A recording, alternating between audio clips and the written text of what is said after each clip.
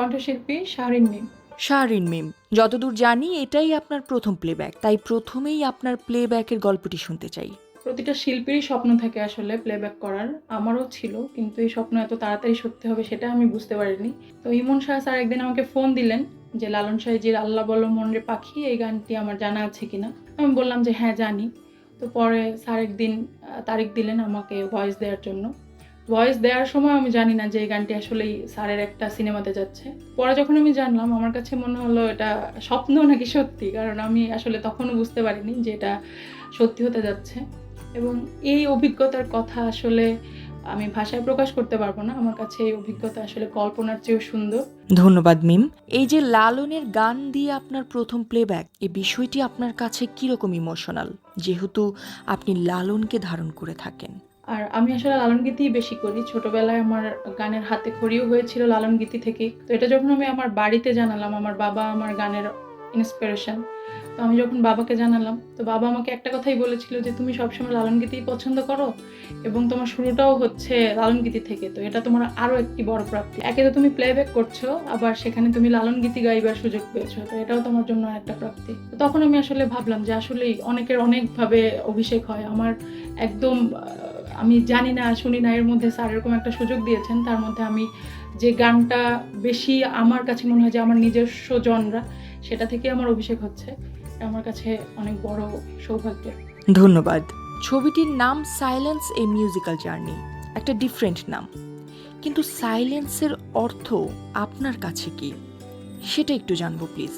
বাহ্যিক দৃষ্টিতে আসলে সাইলেন্স বলতে সবাই যেটা বুঝি নীরবতা, নিশ্চুপ। আর আমার কাছে মনে হয় প্রত্যেকটা মানুষের জীবনেই মানুষ সবচেয়ে বেশি তার জীবনের স্ট্রাগল বলি বা তার জীবনের যা কিছু উত্থান পতন যা কিছুই হোক সবকিছুতে আসলে নীরবতা যদি মেনটেন করতে পারে তাহলে হয়তোবা তার জীবনের একটা নির্দিষ্ট লক্ষ্যে পৌঁছাতে পারে। কারণ সবকিছুতেই সরব উপস্থিতির দরকার পড়ে না আমার কাছে মনে হয়। এবং আমার লাইফের একটা মটো হচ্ছে যে জীবনে যখনই কোনো আঘাত পাবো নীরব হয়ে যাব, যখনই কোনো মানুষের কাছ থেকে আমি কষ্ট পাবো আমি নীরব হয়ে যাব। আমি প্রতিশোধে আসলে বিশ্বাস করি না। আমার কাছে মনে হয় নীরবতা শ্রেয়, যে তর্ক করার চেয়ে নীরবতা শ্রেয়। এবং নীরবতার একটা আলাদা প্রতিফলন হয় লাইফে একটা সময়, যে সময়কে সময় দিলে সময় সবকিছু ফিরিয়ে দেয়। ধন্যবাদ।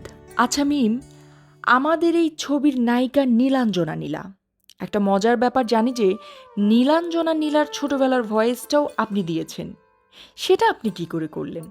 এখানে আমার অবশ্যই ইমন শাহ স্যারকে ক্রেডিট দিতে হবে, কারণ আমি বলেছিলাম যে স্যার আমি এটা পারবো না।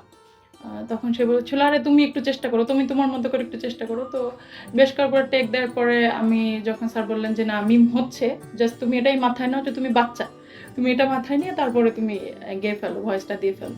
তো পরে আমি কেমনে কেমনে যেন আসলে এটা মাথায় নিয়ে দিলাম। এবং একটা সময় যে আমার কাছে মনে হলো যে না ঠিকঠাক হয়েছে হয়তো, কারণ স্যারের কাছ থেকে সেই কনফার্মেশনটা পেয়েছিলাম। তো এই তো। অসংখ্য ধন্যবাদ। এবার সর্বশেষ রিকোয়েস্ট আপনার কাছে, যে গানটা আপনি গেয়েছেন আল্লাহ বলো মন রে পাখি, সেই গানটির দুটি লাইন আমরা শুনতে চাই। কেউ কারো নয় দুঃখের দুঃখী ভাবে, কেউ কারো নয় দুঃখের দুঃখী, আল্লাহ বলো আল্লাহ বলো আল্লাহ বলো আল্লাহ বলো মনের পাখি একবার মৌলা বলো মনের পাখি। দর্শকদের জন্য একটাই কথা বলবো, সাইলেন্স এ মিউজিক্যাল জার্নি এই মুভিটি আপনারা সপরিবারে দেখতে পারবেন। সপরিবারে দেখার মতো একটি সিনেমা। সো আপনাদের প্রতি আমার অনুরোধ থাকবে আপনারা সবাই সপরিবারে এসে হলে এসে ছবিটি উপভোগ করবেন।